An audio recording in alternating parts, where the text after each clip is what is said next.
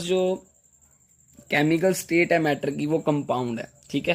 Compound और element में difference ये है कि जब एलिमेंट्स आपस में मिलते हैं, फॉर एग्जांपल मैं इधर अगर लिखूं, ये हाइड्रोजन का एलिमेंट है, ये ऑक्सीजन का है और ये हाइड्रोजन, अगर ये मिलेंगे फिक्स्ड रेशो के साथ, एलिमेंट्स आपस में मिलेंगे फिक्स्ड रेशो के साथ, तो वो कंपाउंड कहलाता है, ठीक है।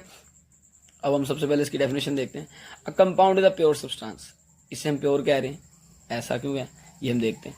ये भी प्योर है क्योंकि इसमें भी जो फिक्स्ड रेशो हाइड्रोजन ऑक्सीजन और हाइड्रोजन, ये वाटर है ना, इसके अलावा कोई तीसरी चीज नहीं होगी, इसीलिए इसको भी हम क्या कहते हैं, प्योर सब्सटेंस कहते हैं, ठीक है।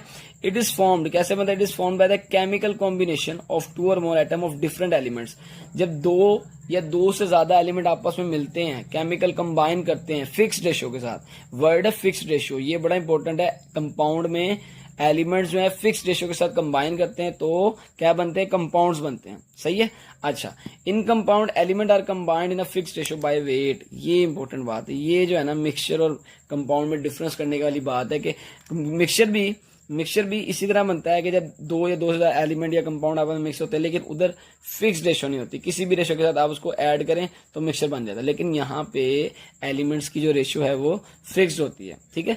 For example in water H2O hydrogen and oxygen are present in fixed ratio 1:8। अब दो हाइड्रोजन है आपके पास, 1:2 में वेट हो गया, ऑक्सीजन का 16 होता है, तो 1:8।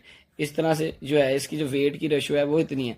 इस रेशो पे हम अगर वाटर में हाइड्रोजन और ऑक्सीजन को ऐड करेंगे तब जाके वाटर बनेगा, अदरवाइज वहां पे कोई नई चीज बन जाएगी अगर हम इस रेशो को मेंटेन नहीं कर सकते, ठीक है।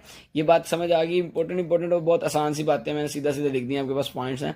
What are the properties of compound. अब आखिरी प्रॉपर्टी है इसकी, it is possible to break compound into simple constant. इसमें और इसमें डिफरेंस ये एलिमेंट और कंपाउंड में कि हम कंपाउंड को ब्रेक कर सकते हैं। फॉर एग्जांपल अमोनिया है NH3, जब आप इसको केमिकल रिएक्शन के थ्रू, किसी भी केमिकल रिएक्शन थ्रू जब इसको ब्रेक करेंगे, डिकम्पोजिशन रिएक्शन होगा, नाइट्रोजन गैस अलग हो जाएगी, हाइड्रोजन गैस अलग हो जाएगी। अब होगा क्या, पहले अमोनिया जो था वो कुछ और स्टेट में था, फिजिकल स्टेट डिफरेंट थी, अब जो है वो गैसेज में कन्वर्ट हो गया, ठीक है। इसी तरह हाइड्रोजन आयोडाइड, इसको ब्रेक करेंगे, हाइड्रोजन गैस अलग और आयोडीन गैस अलग। तो इस तरह से जो है ये कंपाउंड के हमने टॉपिक को कवर किया है। इसके एक दो पॉइंट्स हो रही हैं, देखते हैं अभी हम।